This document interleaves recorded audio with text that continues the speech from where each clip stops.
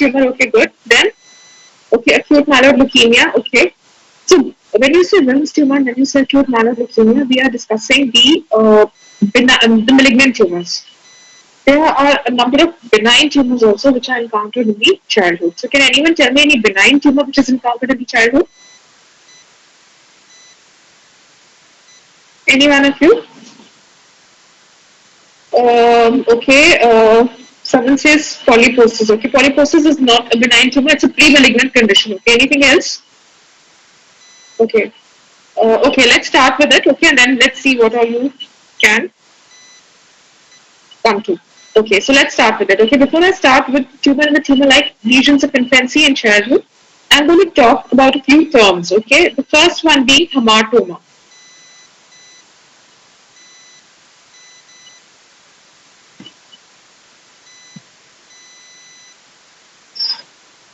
Okay, so I'm going to start from here. Okay, so coming to tumor and tumor-like conditions, let's talk of the benign tumors. What you have to know is that most of the benign tumors which you encounter in the infancy and childhood are basically tumors which have a mesenchymal derivation. Okay, so they are coming from mesenchyme. Okay, they're not coming from the epithelium; they're coming from mesenchyme. Mesenchyme means what? It means your fibrous tissue. It means your blood vessels. It means your smooth muscle, the skeletal muscle, etc. Right?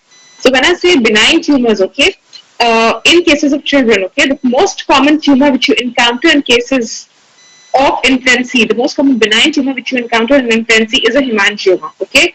Now, as it's written hemangioma, can anyone please tell me what is a hemangioma?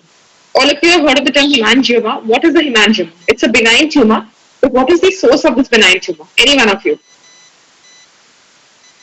Okay, very good. Okay, so Shashwat says it's a tumor of the blood vessels. Okay, so most common tumor of infancy, which is benign, is a hemangioma, which is a tumor arising from the blood vessels. Okay, it's a tumor which is arising from the blood vessels. Okay.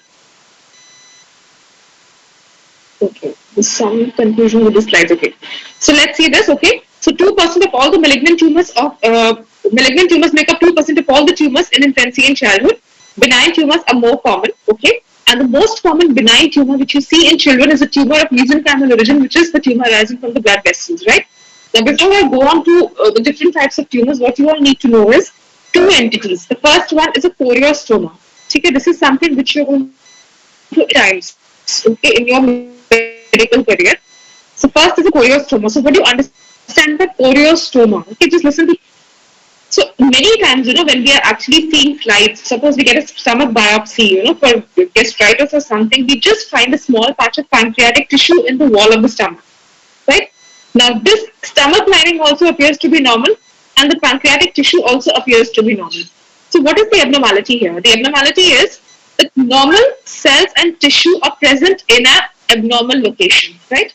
So normal cells and tissue are present in an abnormal location. So here what is happening is pancreatic tissue, which is absolutely normal microscopically, is present in an abnormal location such as the stomach.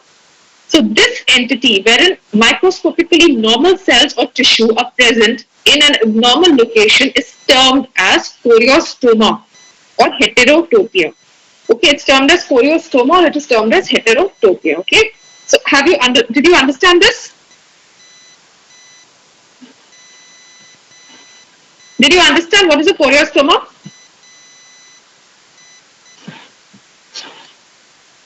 Okay. So can anyone just write it in the chat box and tell me what exactly is choriostoma? Any one of you. Write it fast in the chat box. Okay. Normal tissue microscopically present in an abnormal location. In an ectopic location is termed as a choriostoma. It's called as a heterotopia. So any one of you, please write it fast in the chat box. Okay. Normal cells at an abnormal location. Okay, so you've understood this. Okay. Now, the other entity which you have to know when we talk of benign tumors is a hamartoma. Hamartoma. Okay. So what exactly is a hamartoma? Let's come to this. It is excessive. It's बहुत ज़्यादा है. Excessive है. It's focal. It's only restricted to a small area. It's overgrowth of cells and tissues native to organ in which it occurs. Just understand each and every word. It is excessive. Secondly, there is focal overgrowth of what? Of cells and tissues which are native to that organ, right? So for example, you have the lung, right? So what are the tissues which make up the lung? What all can you see in the lung? Okay, let's come to this. What all can you see in the lung? Any one of you? What are the normal tissues which you see in the lung? You see the alveoli. Okay, then what else? Go on. Alveoli, then you see the columnar cells, you see the cartilage, you see the smooth muscle, right? But normally what happens is they are present in a very organized manner. Okay, they are present in a very organized manner. Okay, someone says squamous lining. Okay, in a hematoma, what happens is these tissues, okay, they start overgrowing. They are excessive and they are present in a very haphazard manner. Okay, but they are all present in the tissue. Okay, they are all present in the organ. Okay, in the native organ. Okay, so what happens in the lung hematoma, which is the commonest site for hematoma, is you have a small mass. In that mass, you will also see cartilage, you will also see squamous cells, you will also see columnar cells. You will also see, for that matter, pseudostratified ciliated columnar epithelium. But all this, what you see, is going to be present in a very, very haphazard manner. So this entity is what is termed as a hematoma. Okay, so you can be given a question on hematoma and choriostoma. You can be asked to write the difference between the two, right? You can be asked to write the difference between the two. So have you understood this or not? If you have understood this, you please write it in the chat box. Sure, understood all of you. Anybody has any doubts who's not understood? Okay, good. So, hematoma means the commonest site is the lung, and even hematoma, like a choriostoma, is a benign tumor. It's a benign tumor. Okay.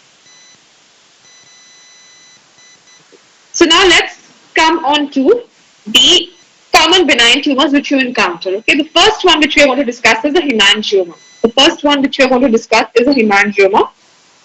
Hemangioma is a benign tumor arising from the blood vessels. So what you have to remember at this stage is that all tumors, not all, let's say most of the tumors which end with an OMO, with an OMA, are supposed to be benign tumors. Okay, they are supposed to be benign tumors. Okay, so the most common hemangioma is the most common tumor, benign tumor, and the commonest site of the hemangioma is the skin. It's the skin, and when I say skin, it's basically your face and your scalp. Okay, it's your face and your scalp. Okay. And since it's a tumor arising from the blood vessels, what should be the color of this lesion? What should be, once I'll just answer your question, Prakhar. You have written, ma'am, are the cells in hematoma normal? Yes, the cells are normal, but only the arrangement is haphazard, right? Okay. Rehmat says, choriostoma and paraneoplastic syndromes are same. No, they are not same, they are different. Paraneoplastic syndromes are seen in tumors, right? Okay, so color of a hemangioma will be red because it's a benign tumor arising from the blood vessels. The commonest site is going to be the skin, particularly the skin of the scalp and the face.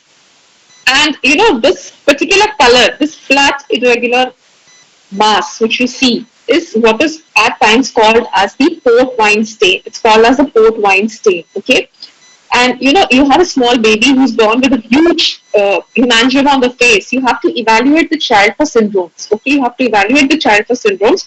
The commonly associated syndromes which you see with the hemangioma is the VHL or the von Hippel-Lindau's disease, right? So you should be evaluating such kids for syndromes. And many a times, you know, these hemangiomas, as the child grows, they regress, they vanish spontaneously. Right? So that is one feature of a hemangioma. Right? Now, all of you have been shown slides of hemangioma, or if you've not been shown, you'll be shown slides of hemangioma. So look at this, okay? Look at this very clearly. So you have two types of hemangioma. You have the capillary hemangioma and you have the cavernous hemangioma, okay?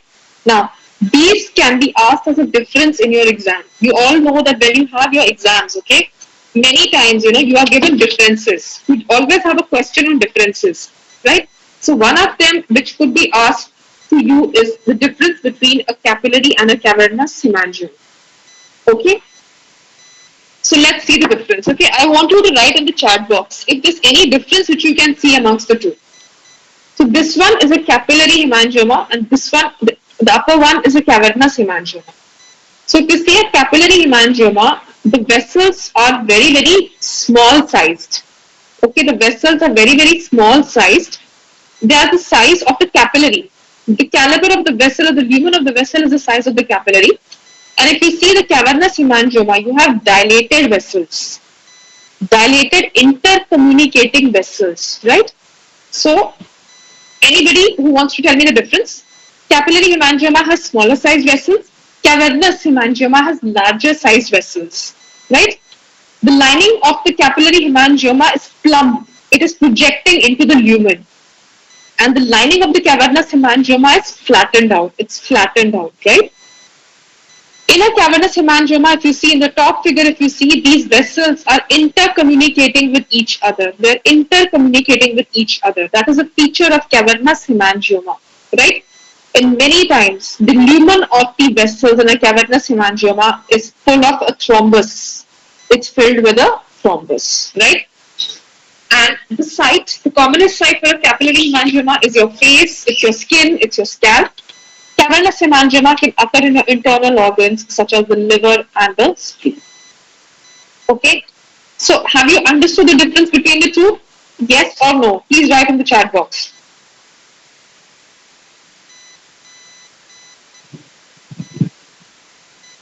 Whether it's a yes or a no, okay. All of you have understood. So if you're given a question, if you're given a 2-mark question on the differences between a capillary and a cavernous hemangioma, will you be able to write it or not? Yes? So capillary has small size vessels with plump endothelial lining. Cavernous has large size vessels with intercommunicating vessels. The lining is flattened.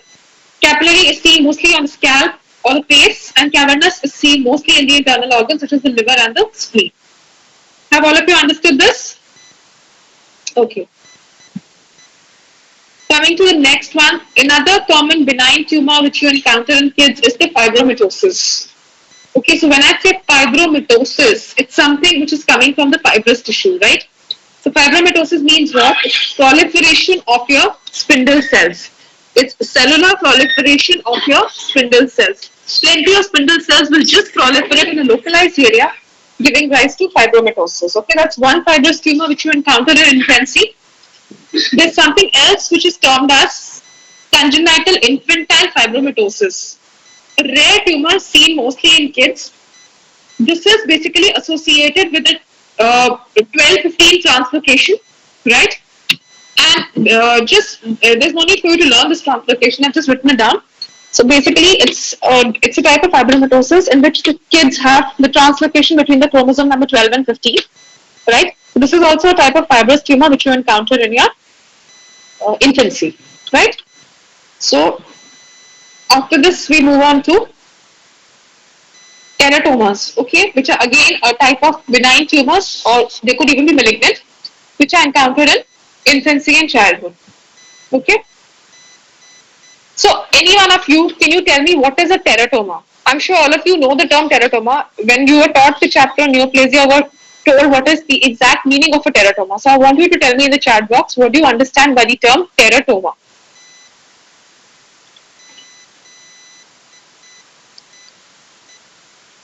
Good. So basically, these are tumors which are arising from all the 3 germ layers. You know, if you remember embryology, right? The fetus is derived from 3 germ layers. What are those 3 germ layers? Okay, all the 3 germ layers. What are the 3 germ layers?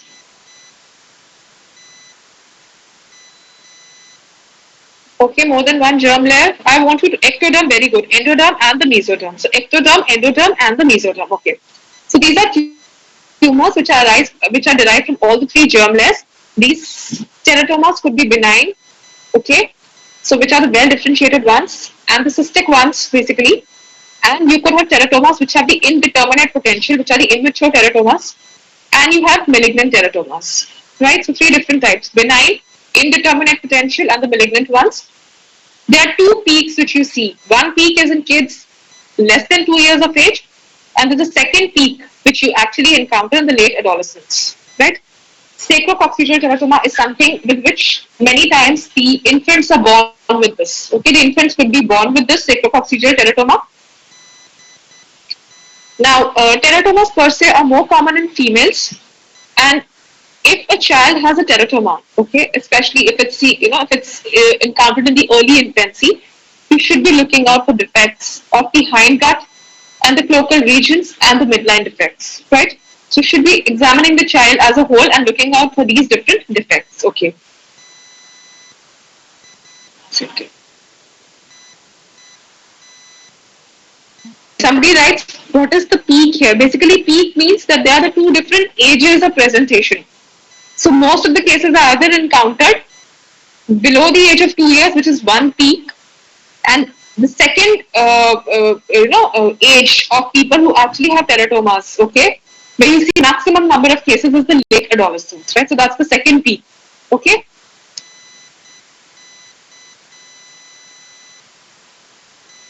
Okay, now whatever teratomas which are seen in children, okay, they are, most of them are mature. Most of them are supposed to be mature teratomas, okay. Only 25% are the ones which have indeterminate potential, or they are the ones which are malignant. Okay, so let's see a slide here. So it's a very beautiful slide. So if you see all the three germ layers, okay, let's see what all is there. So this is your skin. This is actually not even the skin, it's pseudostratified ciliated columnar epithelium here, okay. Then this is your cartilage which you are seeing here, okay. This is your fat which you are seeing here, and this is a bit of thyroid tissue, okay. So these are different structures which are derived from all the three germ layers, okay. They are all present in a very haphazard manner, just like you have your hematoma, and these are derived basically from all the three germ layers, and 75% of these which happen in children are supposed to be benign. Okay, they're supposed to be benign. Okay, so let's now come to the next. So this, okay, so this finishes the benign tumor and tumor-like conditions of infancy and childhood, and we move on to the malignant ones. Okay, so let's start with this. So here we discussed just the two tumors. The rest of the tumors are going to be discussed with you with the subsequent chapters. Okay. So let's just start with this, coming to the malignant tumors.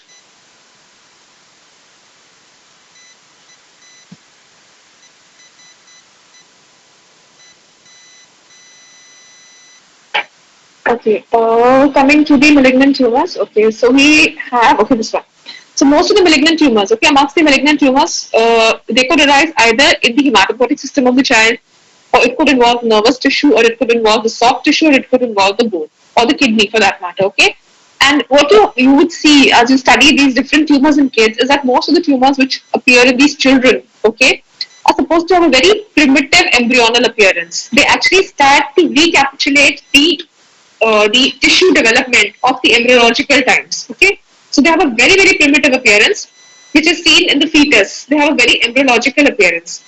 And classically, the primitive appearance or the embryological appearance of most of these tumors, they are composed of cells which have scanty cytoplasm. They have a large, round, blue nucleus. And these cells are then termed as small, round, blue cells. So what you would observe is that most of these tumors which occur in these infants and in the small children, they have a characteristic blue appearance on the slides.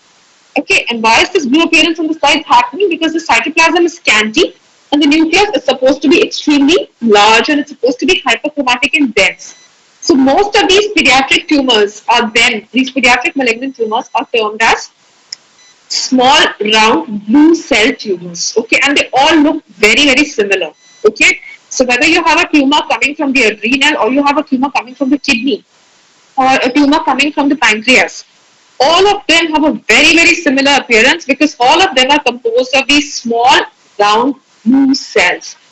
Why are these cells small, round and blue? They are small, okay. They are supposed to be blue because the cytoplasm is scanty and the nucleus is large and very, very hyperchromatic. All these are rapidly proliferating tumors, right? That's why they have a very large, dense, hyperchromatic nucleus, right? So these tumors are termed as small round blue cell tumors. So most of these tumors end with a blastoma. So you have a neuroblastoma, you have a nephroblastoma, you have a hepatoblastoma, you have a pancreatoblastoma, medulloblastoma. Okay, they all look very, very similar. So how do you identify these tumors from each other? You identify them by doing immunohistochemistry, you identify them by doing certain special stains, by adopting chromosomal analysis, and by doing electron microscopy, right? And why is it done? Because all of them are primitive, all of them are supposed to be very, having a very embryological, appearance, and they all look very similar. So for characterization, you will have to adopt a different method. You might have to send the tumor for chromosome analysis, electron microscopy, immunohistochemistry, or for some special staining, right? So we begin with the neuroblastic tumors. Okay, so just look at this neuro, something to do with the nerves, and blastic means it's actually coming from a child. It's actually arising in a child. Okay, so let's see what exactly are neuroblastic tumors. So these are tumors which arise from the sympathetic ganglia and the adrenal medulla. Okay, sympathetic ganglia and the adrenal medulla derived from the neural crest cells. So the neural crest cells in the sympathetic ganglia or in the medulla, okay, in the sympathetic ganglia or in the medulla, right, is going to give rise to these neuroblastic tumors. There could be many different types of neuroblastic tumors, but the most common and the most aggressive one which you encounter, I'm sure when you have your, when the things are right, and when you start going to the wards, okay, you will see many kids who are actually suffering from this deadly disease, okay. So the commonest type of tumor which you have is the neuroblastoma. Amongst the neuroblastic tumors, the median age of diagnosis is 1.5 years. The child is mostly 1.5 years of age. Most of them are sporadic, but around 1 to 2% could be familial, wherein they show a mutation of the ALK gene. They show mutation of the ALK gene. So what we have just read is that they arise from the neural crest cells of the sympathetic ganglia and the adrenal medulla. And 40% of these tumors are going to arise from the adrenal medulla. Okay, they are going to arise from the adrenal medulla. And it's a very, it's got different ways of presentation. They could either be very tiny, which is called as the in situ lesion, which are sometimes detected incidentally. So they could be large and they could weigh up to 1,000 grams. And since it's a very, very aggressive tumor, okay, what happens to tumors which are very aggressive? Why are you scared when we say the tumor is very aggressive? What do you expect from such tumors if they're very aggressive? Any particular feature of a tumor if it's extensively aggressive? Write down the features of aggressive tumors in the chat box.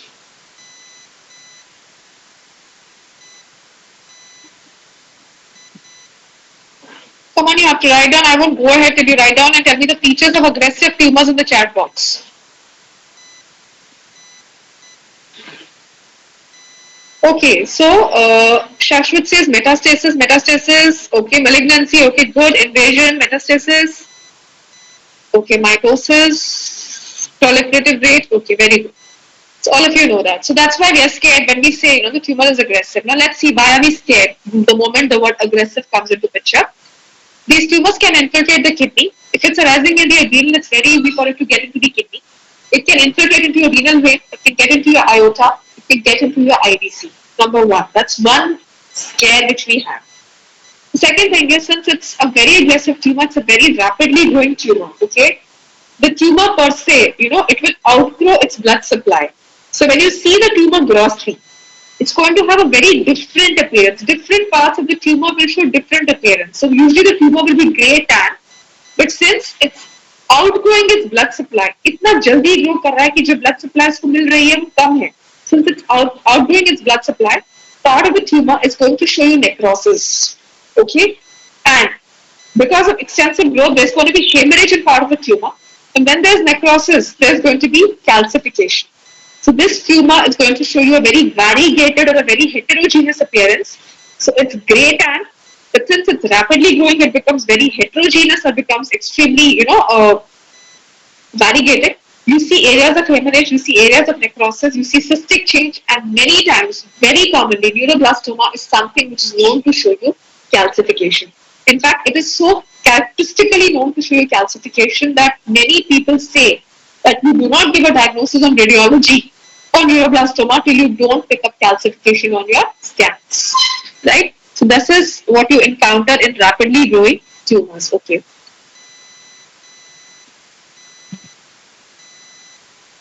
So this is the gross appearance, this is the adrenal, and this is the tumor. See, there's area which is grey, yellow here, with extensive hemorrhage here, and on the second, the one on the right side, you do see areas of necrosis. So microscopically, let's see what you see now. I've just pasted the picture. I've just put up the microscopic picture here because the description is given very well in the books. I just want you to concentrate on the slide and then write in the chat box as to what are you observing. So if you see very carefully, the slide has what is the color of this slide? Write down in the chat box. What's the color of the slide? What is the color of the cells? Okay, blue. They're all giving you a very blue appearance. They're all small, they're round, and they're blue. Okay, anything else? Okay, round blue cells. Very good. Hyperchromatic nuclei. So what you are seeing is you're seeing clusters of these small round blue cells, number one. Is there something else which you see in the slide now besides the blue cells? Anything else which you see in the slide besides the blue cells? Go on and write down fast.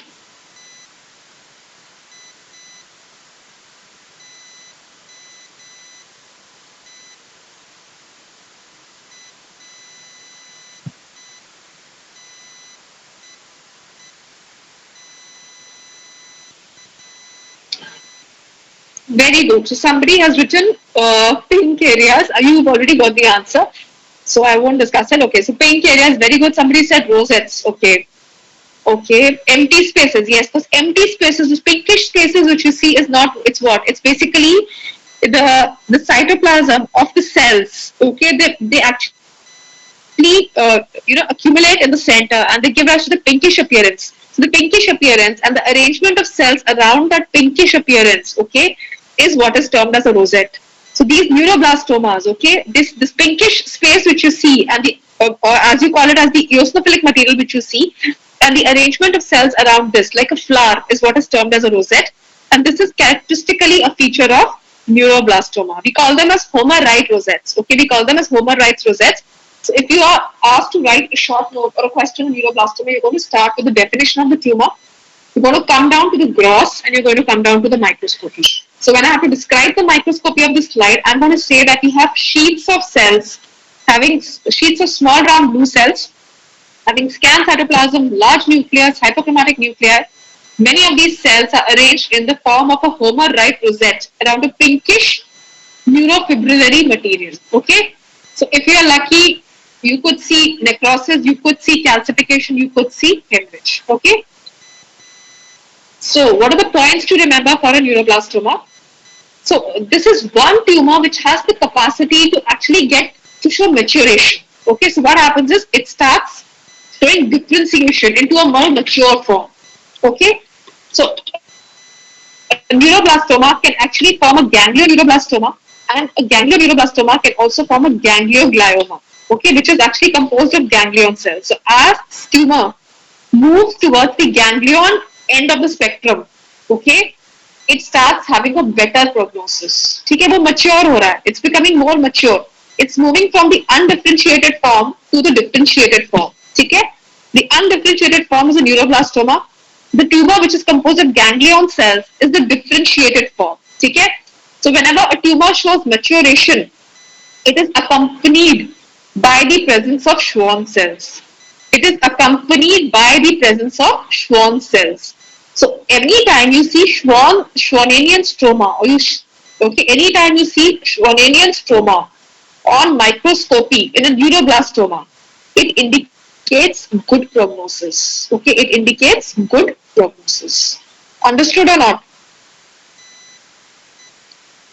Yes or no? You'll have to write in the chat box.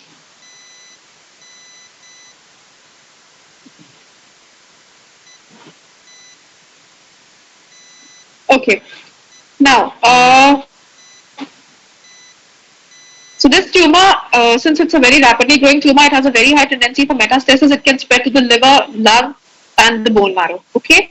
So any malignancy which you encounter, you have to stage it. Staging basically means extent of spread, how much differentiation is there. So this staging for this particular tumor is done by the INSS, or which is called as the International Neuroblastoma Staging System. Right? I'll just show you in the next slide what it is. And what you have to also remember is that when you go to the wards, okay, and when you encounter a patient with neuroblastoma, always see the doctor would have asked to get a urinary catecholamine level done, because these tumors are known to produce catecholamines like the VMA, the vanillal mandelic acid, and the homovanillic acid. Okay, so these are the different catecholamines which could be produced by these tumors, right? And this is another way to identify whether a small round blue cell tumor is actually arising from the neural crest cells.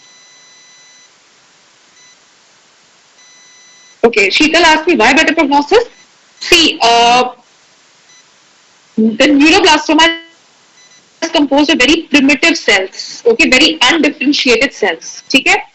As the tumor shows maturation towards ganglion cells, maturation into ganglion cells is accompanied by the presence of Schwann cells.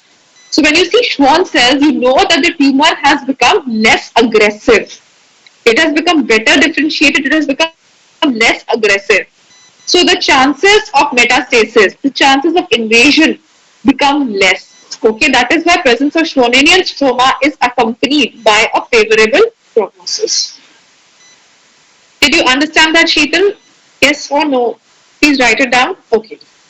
So I have just put this for you. It's not required. If you are so much interested, you can take a picture of this or you can even Google it on the net. So this is the International Neuroblastoma Staging System. Okay, it's very difficult for you to remember. Okay, so this is how you stage the tumor into different stages. Okay, and there is another thing which we actually do when we get a patient of neuroblastoma. You actually try to prognosticate. So there are different factors which determine whether the staging, whether a particular neuroblastoma is going to have good prognosis or bad prognosis.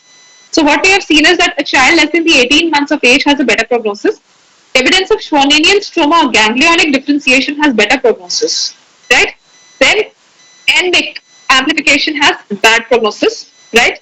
And then we have something called as the mitosis karyorectic index. I won't explain that to you because it's quite complicated for you all. So all these are factors which determine the prognosis of the tumor. So higher the mitosis, worse is the prognosis, right?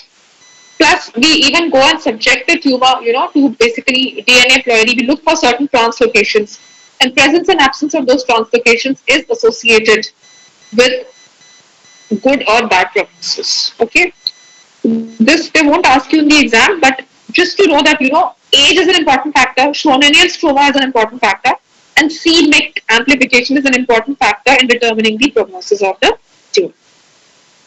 So, any doubt in neuroblastoma?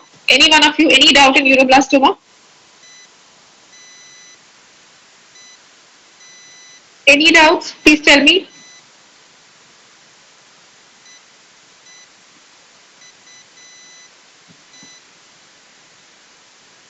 You'll have to write in the chat box, only then I go ahead.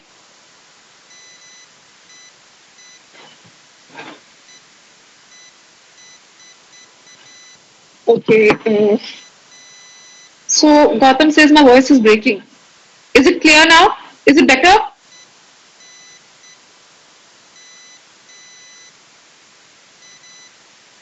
Okay. Then Karthik says, what is eosinophilic material? Eosinophilic material is nothing but it is the cytoplasmic process of your cells.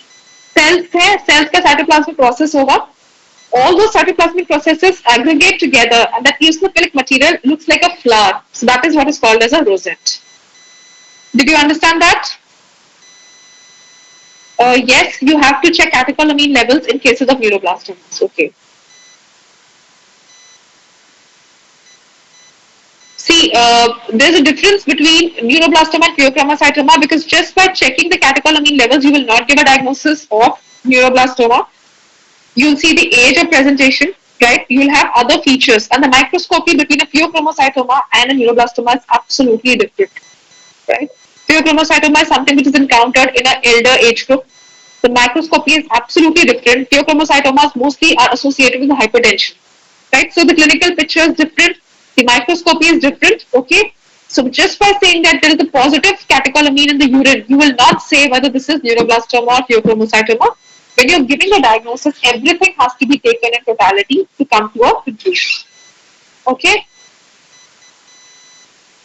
TRK, TRKB, these are all mutations. They are different genes, which are at, they're basically tyrosine kinases which are expressed in some tumors. Their presence and absence is going to decide the prognosis of the tumor. So what you have to just remember is these are different genes. They are different, chromosomes. The mutations of which could be associated with neuroblastoma. Okay, so we come to the last part of the chapter, which is Wilms tumor. Okay, So look at the name, nephroblastoma. So again, it's a round blue cell tumor. Nephro means it's arising from the kidney. Okay. So this is the most common primary renal tumor of childhood. Okay, there's a duplication here. And the age group is most of the kids who present with this tumor are between 2 to 5 years of age. Okay. And around 5 to 10% is bilateral. When I say bilateral, it could happen at the same time in the opposite kidney. Then I say synchronous, or it could happen maybe after 6 months or 1 year, and then I say it's metachronous. But overall, 5 to 10% of all your Wilms tumor are supposed to be bilateral.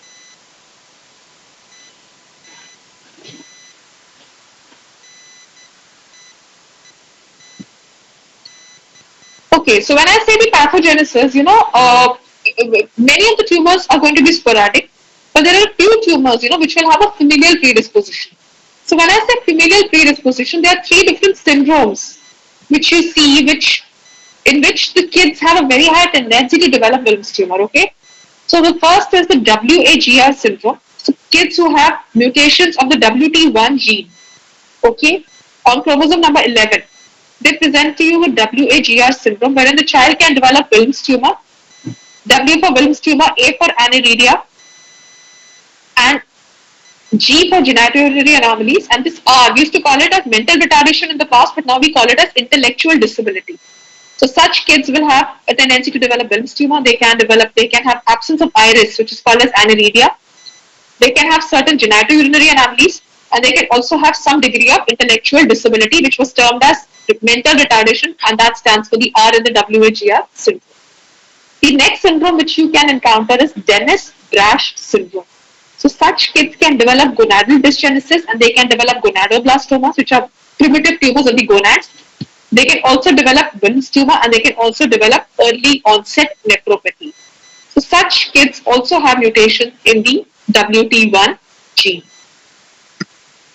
The next syndrome which you can encounter is the Beckwith-Wiedemann syndrome, wherein the child presents to you with organomegaly. All the organs are massively enlarged. The tongue is enlarged, which is called as macroglossia. Okay, the child can have hemihypertrophy. Child can have omphalocele, and the adrenal gland could be extensively enlarged, and these kids can develop Wilms tumor. Now, this happens because of what is called as genomic imprinting. I will not discuss with you what is genomic imprinting because I've been told that the chapter on genetics has been covered with you all. And all of you are aware of genomic imprinting, where this Angelman and Prader-Willi was taught to you. So the reason for Beckwith-Wiedemann syndrome is genomic imprinting.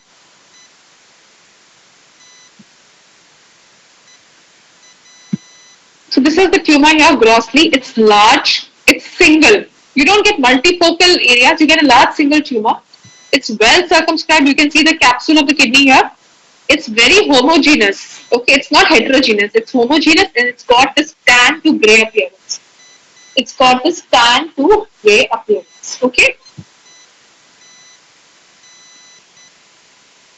Now let's see what you see in this slide. So just see the right side of the slide. What you see is the normal kidney. Okay. Okay, and if you see the left side of the slide, you see a tumor. Now, quickly write in the chat box, what is the color of this tumor? What is the color of this tumor?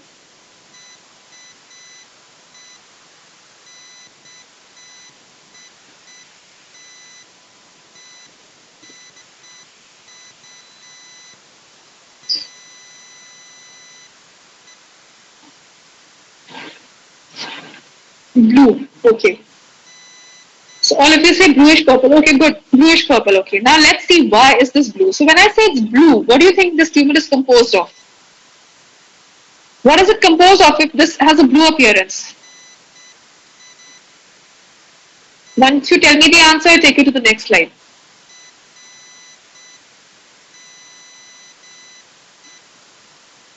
It's got a bluish appearance. Okay.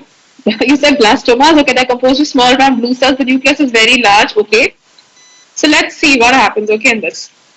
So the image is not very clear, but if you see classically, a Wilms tumor is made up of this blastemal component, which is bluish in color, number one. This tumor is also composed. Okay. You can have a Wilms tumor which is composed entirely of the blastemal component, and then you term it as monophasic Wilms. But mostly what we have seen is that a Wilms tumor mostly is composed of three components. The blastemal component, which is composed of these small round blue cells, the epithelial component where you see a small tubule here, okay, a duct-like thing here, and this loose spindly stroma, okay. So when you see the blastemal component, when you see the epithelial component, and when you see the spindle cell component, you term it as a triphasic Wilms. You term it as a triphasic Wilms. If you see only two components, then you term it as biphasic Wilms. Okay, but to give a diagnosis of Wilms tumor, you should see some amount of blastemal component. अगर blastemal component है ही नहीं तो आपको कैसे पता चलेगा कि वो nephroblastoma है, ठीक है? So points to remember. Most of the tumors are triphasic. What do you mean by triphasic? What are the different components which you see? Quickly write in the chat box. What are the different components which you see?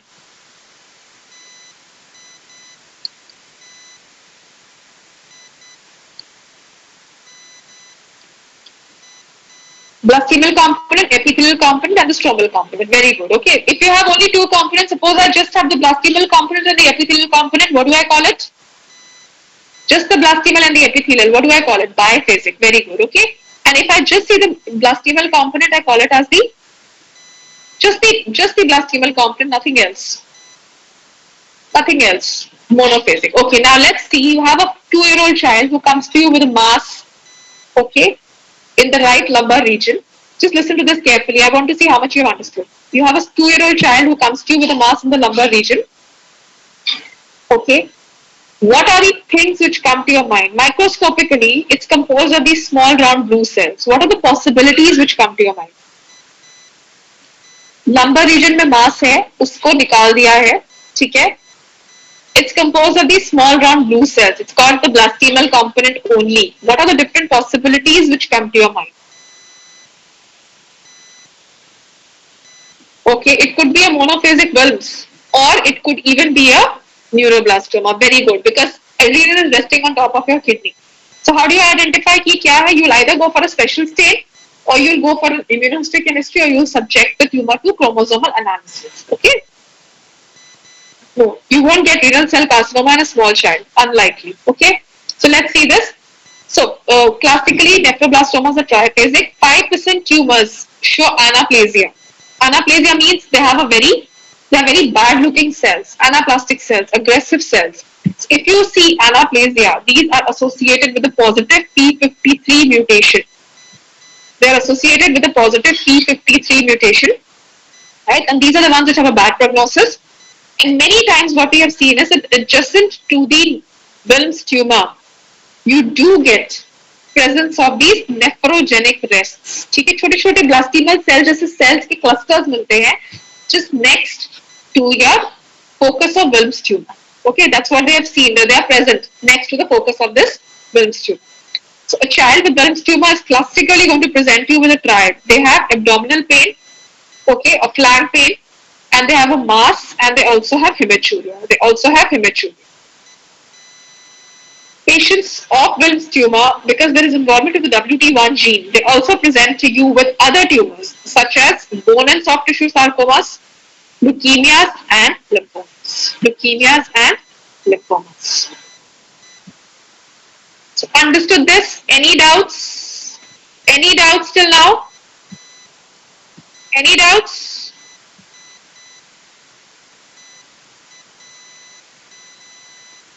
Okay, stay safe, look after yourselves and stay positive. Okay, now she wants me to elaborate the third point. Okay, the nephrogenic rest point. Okay, see, nephrogenic rests are also rests which are composed of these primitive looking cells. Okay, so what we have observed is that very tiny foci of these primitive looking cells are found in the tissue, in the normal kidney tissue adjacent to the Wilms tumor. ठीक है, जो Wilms tumor है उसके साथ जो normal kidney का tissue है उसमें these small foci of these primitive looking cells have been found, and these primitive looking cells are termed as nephrogenic rests. Right? Understood, all of you? Anybody else? So shall I just end the session? Okay, any doubts you have, you can please contact us anytime. Okay? Okay, take care all of you, stay safe.